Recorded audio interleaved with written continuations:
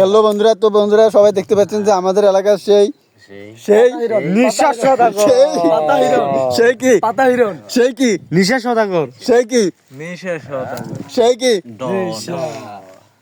ভাতিজা টাইটেল লাগে। এই সে লোক বন্ধুরা, এই সে লোক যার বিরুদ্ধে মার্ডার হতে শুরু করে যার বিরুদ্ধে সবগুলো মামলা আছে, কিন্তু সবচেয়ে বড় কথা এটা যে স্বৈরাচার সরকার পলাতকের পরে এই নেতা তার পদ হারিয়ে ফেলেছে, আসন এখন খুঁজে পাচ্ছে না। আচ্ছা বাতিস ঘটনা কি সত্য? ঘটনা কি সত্য?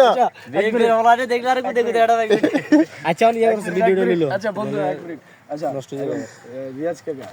এখন কথা হলো যে আপনার সরকার যে পালাই গেছে দেশ থেকে, আপনাদের মতো এই যে আপনাদের মতো ত্যাগী, দাঁড়া বন্ধু, আপনাদের মতো ত্যাগী নেতাদের যে দেশে মরার ফাঁসের মধ্যে ফালায়, আমি লিখ করি শুকিয়ে গেছে, কালো হয়ে গেছে। তাহলে আপনি এখন আপনার অবস্থা, আপনি আগে কি ছিলেন? মিশা আগে মুখ ঠেলে আইতে অবশ্যই আগে ঠেলে আড়ি আপনার এই কি পরিস্থিতি মিশা সদাগর?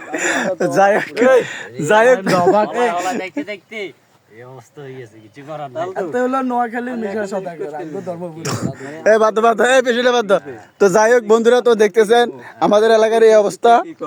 তো আজকের ভিডিওটা এই পর্যন্তই। ভালো থাকবেন, সুস্থ থাকবেন, আল্লাহ হাফেজ।